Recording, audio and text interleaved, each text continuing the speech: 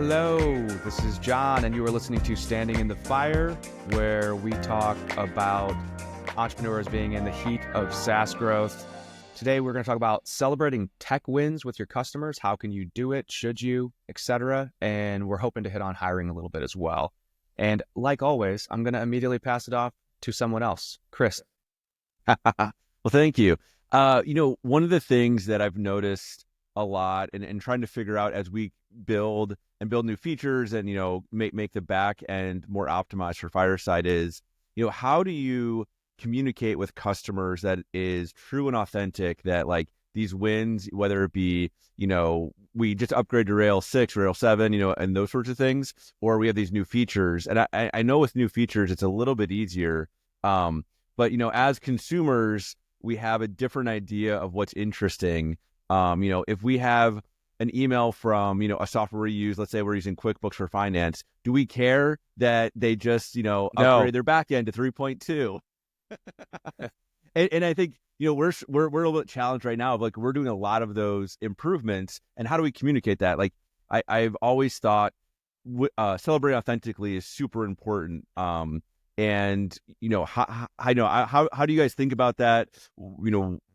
In a software standpoint, have you seen it done well?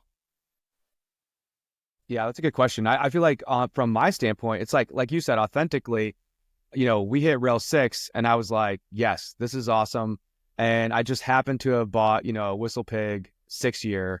And I was like, Rails 6, WhistlePig 6. I was like, celebrate. We'll have a dram. But, the customers, I don't think that they probably care that we're on Rails 6. Like, what they care about is like, are my bugs going away? Is it stable?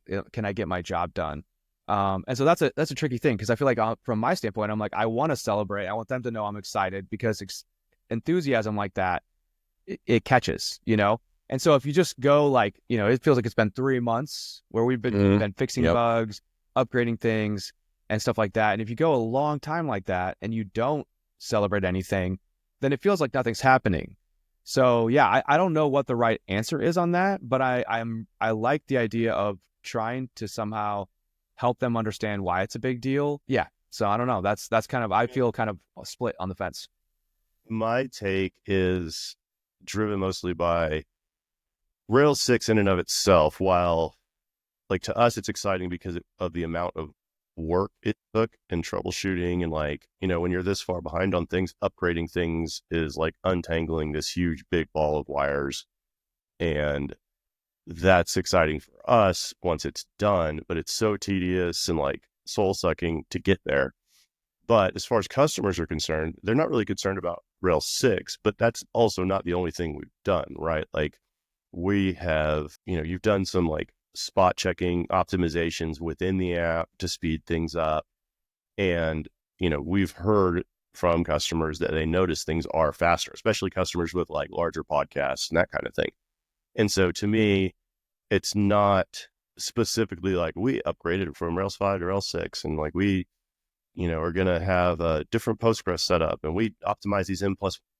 We have a lot of time to make the app faster and make it such that we can add new code and ship it faster, right? So like our deploys now, instead of taking 6 minutes, are down under 2.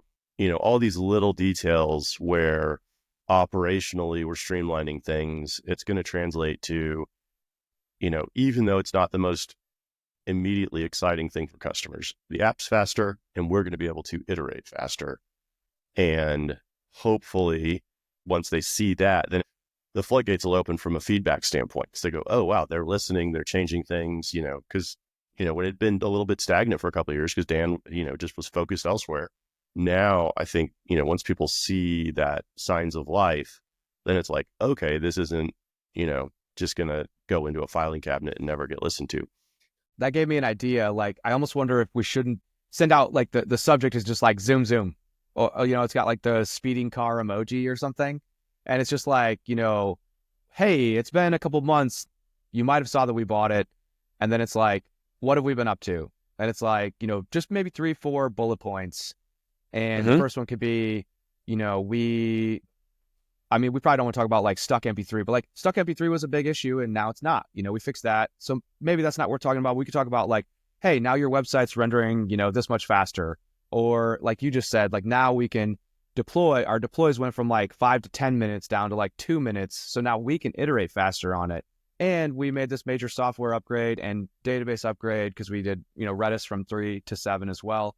And we could just say like, these took months, but like we're getting to the point where now we're like looking forward. And oh, by the way, we also added, LinkedIn URLs and Blue Sky handle URLs and things like that, like little stuff. So it could be like, here's, 2, 3, 4 bullets of like, here's how we went zoom for you on your websites, zoom for us in iterating on it and better software. And then here's like one tiny little morsel that we did that's new. I don't know, that when you were talking, it made me think that right away. I mean, I think that's dead on. And I think like you said, we don't need to explicitly like go into the specific like bug fixes, but instead just simply like, yeah, good point. Well, if customers have reached out and had bugs and we, dropped everything and fixed them. So like, and these were like long running things. And yeah.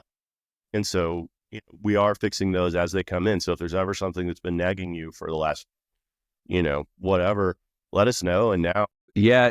So I actually like that angle. But my thought when John was talking was, so since both of you are very technical, you're using technical words when you're explaining, these things. And now I have technical somewhat, but definitely not as much as you guys. But I work with a lot of people who aren't. And I'm thinking, is the top, section like here's what we did in a layman's terms, so that they can understand. And then have if you want more technical, down below, because we do have technical customers, but we have a lot of non-technical.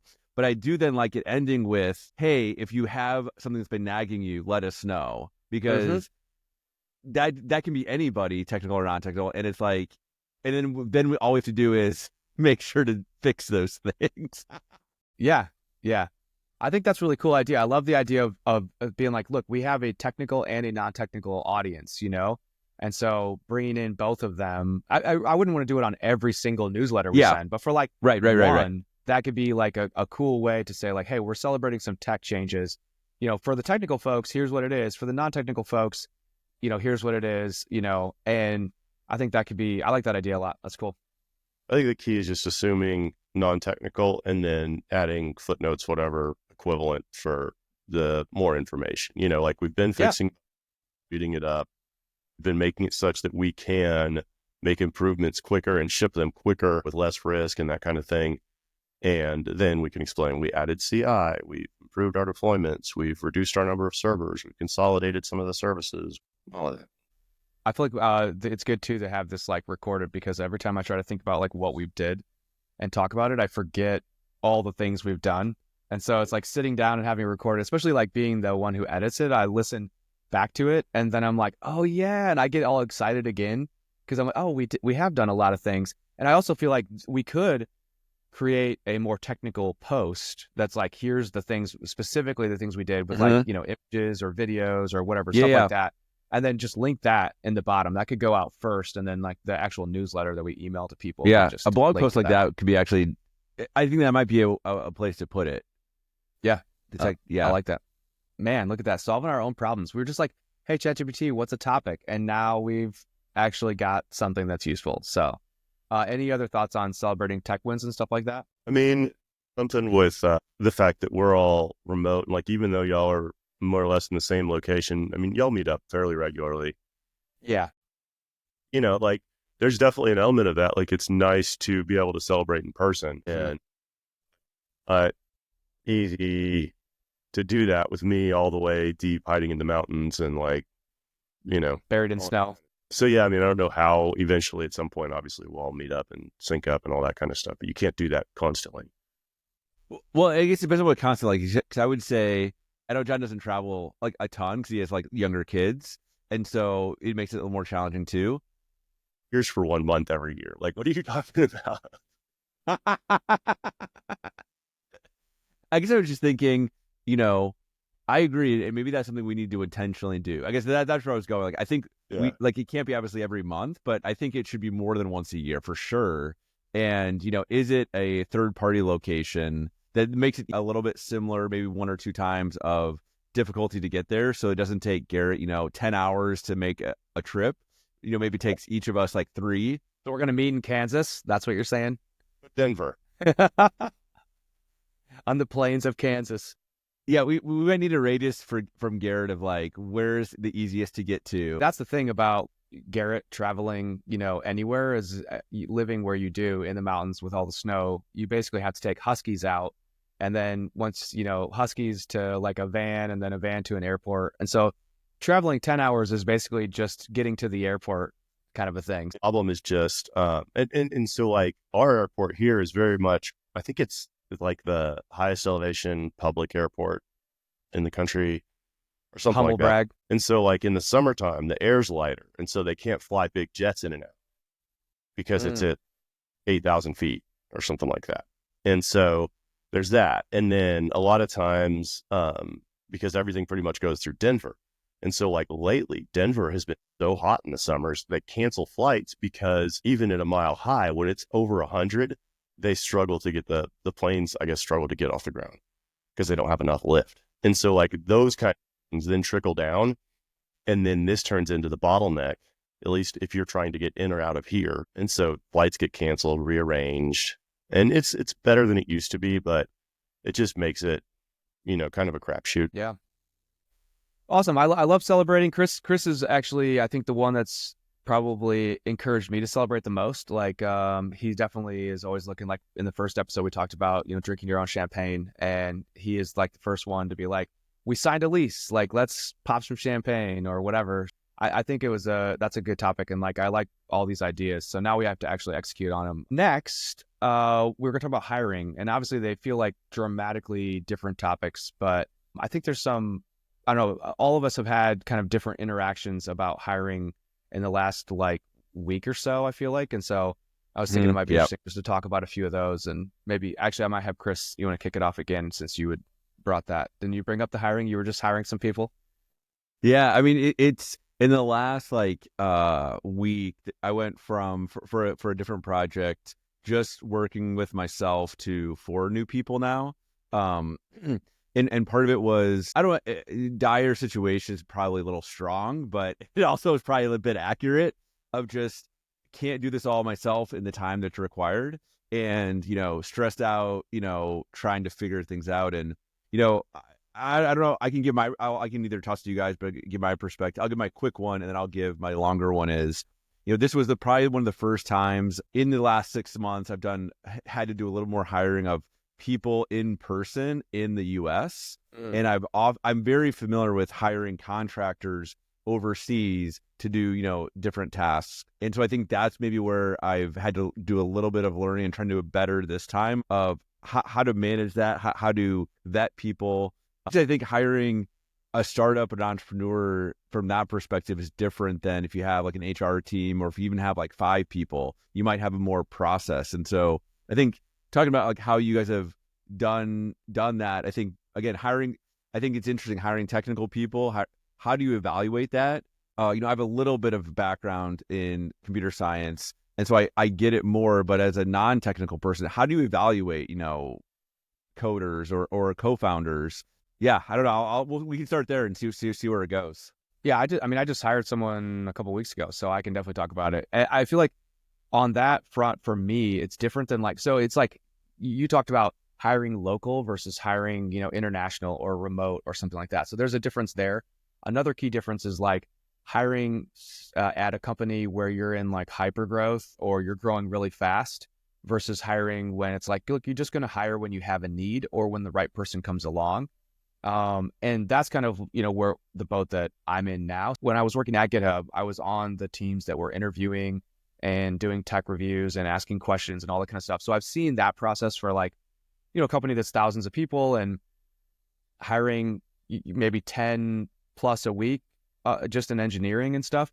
So I've seen that route. That's one way. And that's a very standardized, everyone asks the same questions. You have like a list of questions you can ask. You can't really go off the path because, nobody wants to get sued if they ask the wrong thing, stuff like that. So that's a very standardized route. And we had, actual tech projects that people would do. So we started with like live pairing with them, and we found people would get very nervous. And so sometimes that wasn't always the right way. And so then we started, moving more towards like, okay, well, let's not do that to evaluate them technically. Let's give them a project and then have them explain it to us so that it's more, they can do it like they would in real life. And then, can they explain it or not is kind of where you determine the technical talent. I've heard recently that like people have been doing, like, this is a big problem hiring, especially at like bigger companies, is literally people won't turn their screens on, like their cameras and stuff. So it's like you go to interview someone and they have their screen off because they're just talking to AI every time that you ask them a question. And it's a legit, like, big problem in some of the tech stuff. And so finding ways to evaluate people where they are not just using, AI or something like that to answer your questions.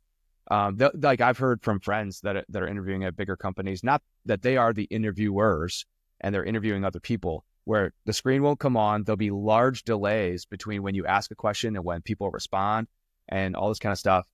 So that's one interesting point at bigger companies. And then the last one I've heard is a lot of like this like shadow thing where people are doing like 2 jobs at once, and because they're working remotely, and so some crazy stuff like that. But bringing it all back to my experience, what I did is we're not hiring at hyperspeed or anything like that. I don't even like the word hyperspeed or hypergrowth. So what we are is like, look, if the right person comes available, then let's go for it. So we had the right person come available for Box Out. It was someone that people that I respect very highly were like, this person's good. You should definitely talk to them. And how I did it first is just like social, like, can we talk and get along and, that kind of a thing. Once you're past that, which that's usually pretty easy. Once you're past that, then it's technical. What's interesting on that, which when you say that's easy, I'm curious what you mean by that. Are you saying it's easy to have the conversation, or it's easy to weed people out? Because I've had to do some phone calls that were like 15 minutes, and I was like, that was way too long. Like I couldn't even get to 15 minutes of having an initial call with somebody. Like I don't know if you've ever had those interactions with like developers where you can't even get through that first conversation. And again, that's probably a no. But yeah, when you say easy, what do you mean by that? Yes, I definitely mean easy from the standpoint of like, it's easy to weed them out, and it's also easy for me to have the conversation because it's just ask questions, ask like, what are you into? What do you like? Tell me, what are you working on? What are your, like, why do you even want to work with us? Like, it was all like social things like that. Like, what are you curious about Box Out? And like, those kinds of questions are pretty easy to go through. And it's also pretty easy to like having that conversation. I was like, I can have a conversation with this person. Like you said, if it's like brutal, then yeah, that's a very quick no. And I've had, not a hiring related, but I've had brutal conversation recently where I was just like, I'm ready to be off of this call. And I made it through the whole call, but I definitely didn't want to make it through the whole call. So that's what I would say, from the easy standpoint is probably that. And like, as far as technical, that's not hard. It's like, can they explain what they're doing or not? So I was just like, open up a project that that you worked on, that you're proud of, that you like, and then just talk me through it. Like, how did you build it? What tech are you using? And like, it's not the same stuff that I would use, but, do they, take pride in what they're doing? Can you tell that like they're excited about it? Can you tell that they understand how it's working? I always ask about trade-offs. I'm like, why didn't you do that? Or why did you do this? Or what did you consider instead? Interesting. Yeah, stuff like that. My question to both of you, and I don't know, Garrett, I don't know when you've last hired, let's say a technical person specifically, but what advice would you give for someone maybe? So again, I've hired some outsourced developers, overseas, so I kind of have a profile to like evaluate them by. But how does a non-technical person like if I was to ask a programmer that, I couldn't say why didn't you do this? Why'd you do this? It'd be kind of just be like smiling and nodding. So what's a way that again, I'm just trying to think outside the box of like, is it for someone like me to get a friend who is a programmer to help evaluate? Like, how would you recommend, a non-technical person to hire a developer? So I haven't done all that much hiring from the hiring standpoint, but having done plenty of interviews from the applicant standpoint, I mean, one thing I would say is even the technical companies are horrible at this. Oh yeah. I wrote like a whole huge long ranty blog post basically because like for me, as soon as a live coding session starts, my brain just shuts down, and I might as well be like, it's no longer, I've got 25 years of experience in web development. And that's just the nature of that. Like, that's not, it's so contrived and fake and all that, that those situations are just horrid. And so that said, the baseline, in my opinion, is pretty darn low, or the bar is low. And I think it's more, you could still discuss with somebody and have a conversation. Like, think about, like, what's the type of working relationship you're going to have with this person after they're hired, and have the say, this is what I want to build. How would we start? Why would we do that? So it's still the same kind of thing where, you're just kind of on the fly, like back of the napkin, sussing out what their approach would be, what the trade-offs would be, why they would make the certain decisions they would make, the options they would present to you, how they would present them. And then you could definitely get a feel for somebody if they're like, I would just use WordPress because I've always used WordPress. You're like, Yeah. Mm-hmm. Red flag. Yeah. And, as opposed to somebody who's like, well, so here's what I've used in the past. Here's why I would choose this. Here's where it would be this project. And, so you could still do the same thing and interview as if it was like, how would we be working together? And like what really happens, like when you're developing, it's not so much somebody sits there and awkwardly looks over your shoulder with no working relationship and silently judges every little decision you make. No, I do that. I just hide it.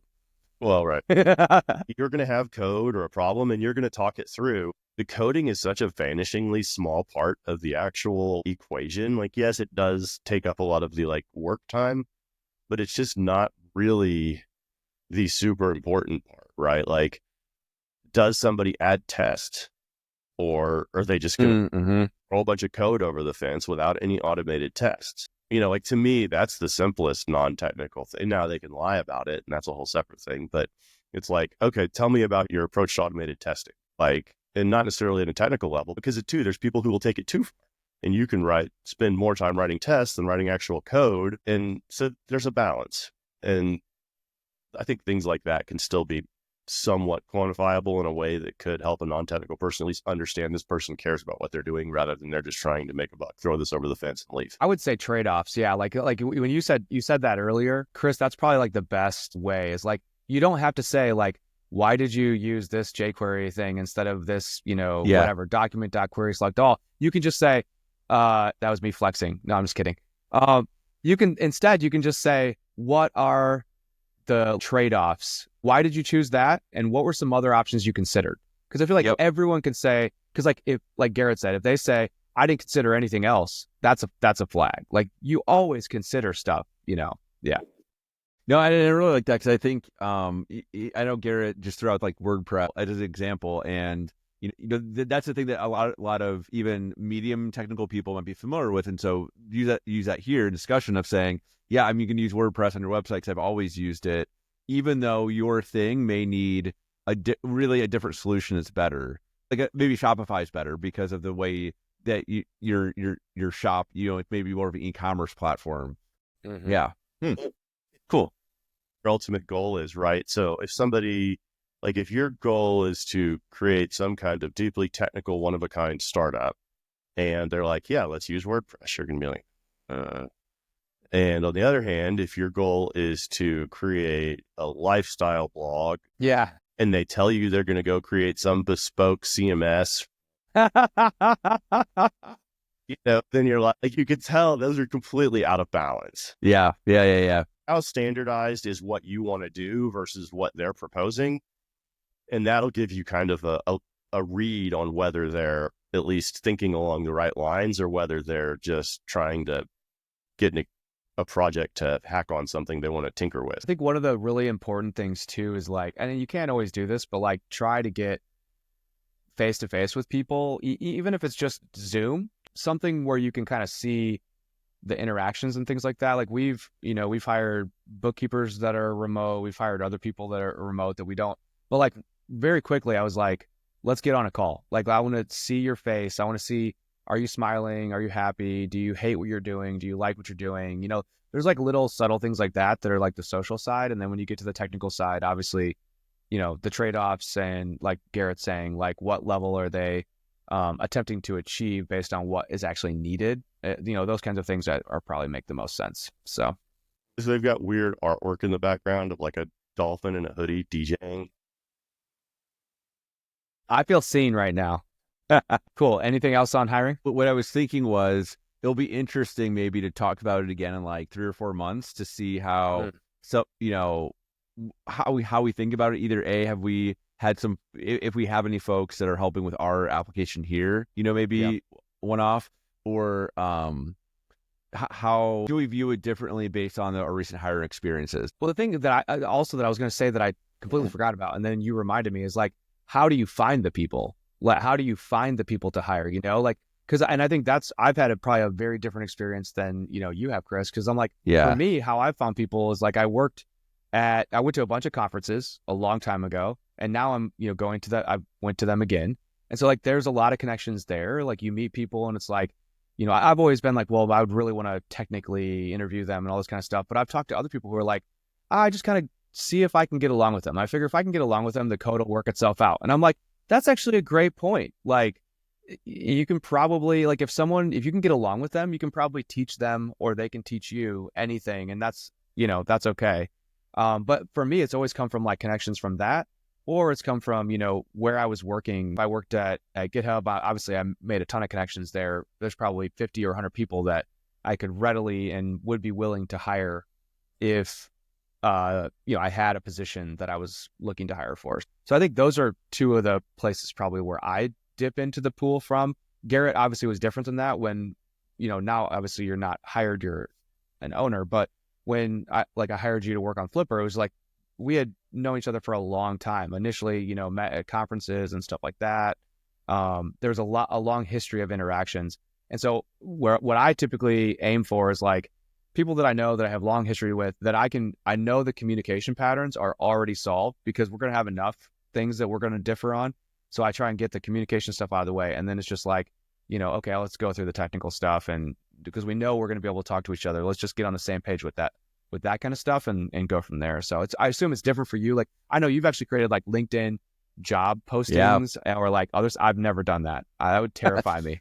The other thing I was going to say, and this is kind of an extension of what John's saying, is I think, even between a non-technical and a technical person, and you have to be honest with yourself about this, but there's a degree of alignment you can find in how they work. And so whether that's, is this person detail oriented? Because if you're detail oriented and you hire somebody that's not, that can be good as long as you're recognizing that their lack of detail oriented is because they've got more big picture thinking or whatever it is. But if you're oriented and you're going to want to micromanage somebody and they're not detail oriented, all that's going to be is frustration. And so, and the inverse too, kind of all over haphazard, and you're looking for somebody to help you get more dialed in, then in that case, like you might socially mesh better with somebody who's more scattered and big picture like you, but you may need some that's more detail oriented. And I feel like some of those things can be aspects where you could tell if somebody's detail oriented or not. And then if that's true, that's going to translate to usually to their product, their work, their craft, whatever it is. I got a lot of thoughts that I know we're, let's say, running out of time, but so let's say there's two ideas I think we should explore in the future that are related to this. We should come back to it because I think they're their own topics. But one is, as we talk about, okay, now you hired someone, how do we build that culture? Because I think that's what I've been, trying to think through on 2 different projects specifically, is that internal culture of like, you want people, you're no longer always partners, you now have employees. And so what the expectation from them is a little different than, us 3 working together as like a partnership. And so how do we what are the things that let's not talk about it now, but like, what are the things that we can do to make sure they're feeling like they're not going to leave in 3 months or 6 months or a year? And the other thing that it made me think of, Garrett, as you were saying that, was I've been wanting to, and I have not done it with any of my new hires, but I want to maybe push for it, is, do you do some sort of like Strengths Finder or Gallup, thing, so you can understand how people interact and how I know it gets a little more on the corporate side of that, but of getting those personality traits, I think could be super helpful for communication. And just things that sometimes I've struggled with is I know I'm a very haphazard person that wants to go by the seat of my pants, and like if not, that doesn't work for everybody. But I don't always know that, right? And so then people get frustrated with me, and I think that communication, like I think having some sort of, again, with employees, potentially having, I'm gonna call them retreats, but like maybe that's what connotation that might have, but of understanding personality traits could be super interesting and helpful. Yeah, and I like those 2 points as well. I feel like culture is a really good topic. So I've got it in the Google Doc. We're covered. So Nice. we're gonna hit that soon. I think there's a few points worth thinking about there. One is like, Or we'll do it now. no, just Go ahead, Garrett. too excited about it. Like having worked at like big companies is like, here, our culture, you get a bag with our logo on it. And it's like, okay, Yeah. get a laptop bag. I would have picked out my own, or, whatever. And like, that's the idea of culture. Or there's we're going to have a mandatory happy hour that everybody has to go to with like no regard. And I feel like so many smaller companies, like, yes, there is a culture because it's small and you were all friends and got started. And it's like, do you try to incubate that as the company grows, or do you accept this is a totally different size company? Not every one of these employees' lives revolve around this. Right. Yeah. Ever. And so then it's like, okay, what do they want other than like, it's nice to be able to pay my bills and afford rent and food and that kind of thing. It's like, what do you want? And so the culture doesn't necessarily need to be like, oh, we all like to play ping pong together or Mario Kart or whatever. It can be just simply like, I want to get to this next phase of my career or whatever it is. And the culture can be more about how do we support you getting from point A to point B, wherever your A and B are. And that's more of a corporate culture, as opposed to like, here, we're going to make everybody like the same stuff and want to do the same stuff together, right? Like, because like my nightmare is a bowling party with a bunch of people at a company where I have like 2 friends, people I barely know. What's interesting is, but we'll take the bowling. Like if you were, let's say, if we were all in the same town, we're like, hey, let's go to like a cool bowling place in, St. Louis or Vegas or something. We'd be like, oh, like that would be fun. But once you start adding in like the next level, it becomes a completely different experience for us. Yeah, interesting. Yeah, but I definitely want to talk about culture at some point, because like there's some good. I have some thoughts, and then there's also, I've heard quotes that are like, culture is like the last month or like the last 6 months. It's not something that's like this permanent concrete thing like you were talking about. Like, do you fix it and say this is what we're going to be forever, or like does it adjust as each new person, and how do you do that? Yeah, it's an interesting idea. That's a very good topic. Or level, it's just like a lot of things. It's like, are you doing it for you or for the employees? Because most culture things are doing it for themselves because they believe it will help retention and make everybody happier, and like they're kind of misguided goals, as opposed to like if is the culture truly about the employees and the team, or is it about made up things in your head that you believe will happen because you have a better culture because you read a article in Inc. Also, bowling is the worst, because I always think that I'm going to be good at bowling, and then as soon as I do it, I'm not good, and I'm like, this is so easy. I'm just rolling a ball. Why am I not good? And I hate it. So yeah, I honestly, bumpers for life. I'm bumpers for life on bowling. So what?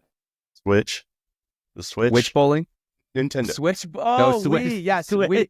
See, okay. See, yeah, you're talking Switch bowling. I'm thinking Wii bowling still. I'm showing my age. I know we're the same, but no, the same stuff exists on Switch. Yes, that makes sense. I have not played it on Switch. That's interesting. I should definitely get that and teach my son that I'm amazing at Wii bowling, because I'm good at Wii bowling. I'm not good at real bowling. Yeah, it's bad. Do either of you guys have any? It doesn't have to be, application related, but any wins for the week or the week and a half? 'Cause it's been a while since we chatted, so it's been like 2 weeks. So, I'll let you go first while I think about mine. But I mean, are you saying Fireside related or just anything? Yeah, just anything. Any wins? I mean, the most like exciting wins for me has just all been from coaching. and like, I'm working with the girls and like giving them feedback on their like shooting or dribbling or whatever. Mm-hmm. To me, and this isn't like one single win. It's like every single one of them, because you can't work with all of them individually, and there's like 20. But like we'll be shooting and then stop by and talk to one of them and be like, all right, it looks like, and there's a million things you can do to correct a basketball shot. And so I'll like find the one thing that I feel like is their biggest challenge at the moment. And I'm like, let's just correct this. And I, help them. And they're like, okay, this feels really weird. I don't like it. And then they shoot. And what's the age range? Just high school? Like 14 to 18. Okay. For context, I was just thinking of that because I've done coaching of swim team, but it's been like 3 to 6 year olds, which is very different. So I wanted to get that mental context of like, well, they understand what you're saying and they can make those tweaks. Yeah. The coolest is just simply they're like, oh, this feels weird. I don't like it. And I'm like, try to be polite about it. But I'm like, well, that's because you've been doing it wrong forever. And like, so a lot of it too is they're kind of at this like transitional period strength wise, right? Where so like their whole lives they've grown up flinging the ball just to heave it up there. And now they're strong enough to shoot it. Yeah. Habits are built on they weren't strong enough to shoot it. And so they have to break some of those habits to develop a better shot. And it feels weird for them. But then as soon as they do it, and like I said, about 80% of the time, I'll give them like one piece of advice about their specific shot. And then they just nail it. And it's like, yes. And that is like the biggest dopamine hit ever. It's like, okay, see, it works. And then they get excited. They want to shoot more. And, so it's kind of self-reinforcing. That's been the thing that like I've just been loving every week. It's awesome. Yeah, that is really good. For me, I'm going to be lame and choose work. And Rails 6, getting that out, I mean, it just was a lot. Garrett did a lot of effort in actually, doing all the software and stuff like that. But then, we kind of worked together to try and actually get it working in production. And there was just a lot. When you're, outdated on things, it just takes a lot of, there's surprises, there's errors, there's other software that you have to update that you didn't even think about, So that getting that out, that made like my last 2 weeks or 3 weeks or whatever of effort on that. I was like, yes. So that I would say that was probably my biggest one. And then my second biggest one is I've really been enjoying Riverside for editing. And I'm actually enjoying the editing process of the podcast. I did not expect to enjoy that. So I think those are the two things for me. And that's just fresh on my mind because I did it, I think yesterday or 2 days ago for episode 4. And so I think I'm really fascinated with this whole concept of like, here's a whole stream of content and then how you can kind of chunk it up into clips and, blog posts and other things. I just really like that. So those are my two. And this is just kind of a pat on the back for you, John, for like, because I know how tedious all that is. But for us to have these discussions on a regular basis, record them and put them out there, it's hopefully useful for other people, but if nothing else too, I feel like it also helps us refine a lot of thinking collectively. Big time. Yeah, it does. Right, Kris, did you get yours? I know. Well, I was trying to think of like what direction to take it. And there's been a couple things. So, November, December, I feel like we're rough for various reasons that, some we can chat about in the future. And I feel much more positive. Like there's been progress on just various things that I'm working on. There's a group of people I talk with once a month, like a little like mastermind group, and hearing what challenges they have, I think is very interesting and helpful because sometimes you think as doing like startups and entrepreneurship, you're on your own and like no, everyone else is just fine and like cruising along. And then you hear people running like VC firms that are like, this is like I'm drained, and they're in this similar mindset. I think that's helpful to, I think, help get past, because you can talk about it, in the group and know that these are just like, I want to say cycles, but kind of cycles. And so I think that's been good because I feel like I guess I'm on a good, trajectory. I've been reading and listening to some books. One is, it's a new book that just came out, Software as a Science, that I definitely want to bring up some topics on future episodes that I think could be interesting on testing things out with the different softwares that we have. So I don't know. There's been some good like personal news too, but like I don't know, maybe it's too much for the podcast. I think all topics are open, So I mean, you just biggest win last night. Again, it's January 10th. January 9th, Kris and I are in South Bend, Indiana. We are huge Notre Dame fans. Kris went to Notre Dame. I worked there. And, they barely survived on a last-minute field goal against Penn State. Amazing game. I had to finish it in a warm bath because I was so stressed. I was pacing and yelling at the TV. I was like, I have got to bring this down before bedtime. So, yeah. So that's probably the biggest group win here. What's interesting is, and what we will wrap up is being in South Bend, which is a very small city comparatively, the economic impact that like these wins have, huge. even when they're not home games, is like obviously the teams make money as they go, but as a region, there's actually lots of money that gets generated from each win that goes on, which is super fascinating to how to calculate that. Again, I don't know how it's calculated, but I know that it happens. Well, people eat out. They go to watch the games as groups. They order pizza in. There's like, even if it's not here, there's a ton. Yeah, I've been actually processing it as well. And like the sicko in me is like trying to do the napkin math of like how many more pizzas got ordered and like all these other things. But it's super cool to see, not on top of, you win the bowl game, you get 14 million, the other kind of economic impacts for just a regular person. It's cool. So awesome. Be sure to like and subscribe. Am I right? You are right.